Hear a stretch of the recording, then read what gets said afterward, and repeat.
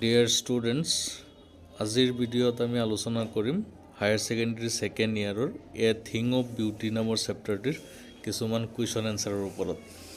এই প্ৰশ্নকেইটা তোমালোক সকলোৱে শিকিবা। এই এ থিং অফ বিউটি নামৰ কবিতাটিৰ পৰা যিবোৰ মষ্ট ইম্পৰ্টেণ্ট কুৱেশ্যন আছে তোমালোকক বাছনি কৰি দিছোঁ, সকলোৱে লিখি লৈ শিকিবা। আৰু যদি কোনো কুৱেশ্যনৰ এনচাৰ নাথাকে তেতিয়াহ'লে কমেণ্টত প্ৰশ্নটো লিখি জনাবা, মই তাৰ উত্তৰ দিয়াৰ বিহিত ব্যৱস্থা কৰিম। এতিয়া বোলা ভিডিঅ'টি ষ্টাৰ্ট কৰোঁ।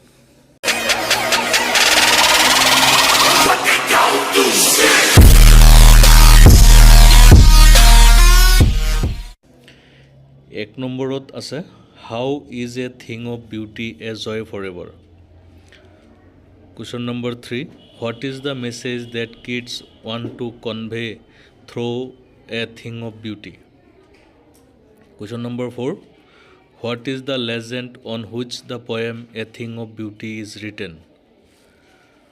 Question number 5, what according to Keats never passes into nothingness.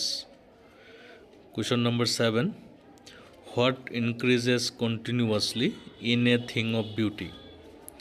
Question number 8, what according to kids makes human beings love life in spite of all its problems and miseries.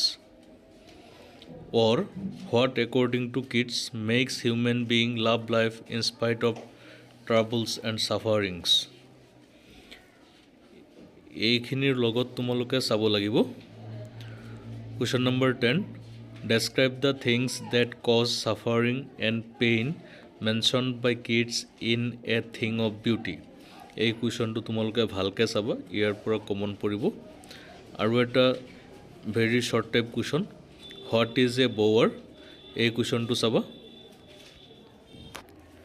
তাৰ লগত 2 নম্বৰত যিটো পেৰাগ্ৰাফ আছে, এই পেৰাগ্ৰাফৰ পৰা তোমালোকক question বনাই দিয়া হ'ব। কবিতাৰ এটা ষ্টেঞ্জা ইয়াত উঠাই দিয়া হৈছে, ইয়াৰ পৰা তোমালোকক প্ৰশ্ন কৰা হ'ব। ষ্টেঞ্জাৰটো হ'ল, therefore and every morrow are we wreathing a flowery band to bind us to the আৰ্থ। তাৰপিছত 1 নম্বৰ এডিশ্যনেল কিছুমান কুৱেশ্যন দিয়া হৈছে, চোৱা। 1 number, how do we বিণ্ড us to the earth every morning. Question number 2, what causes sorrows and sufferings to men. Question number 5, why is grandeur associated with the mighty dead.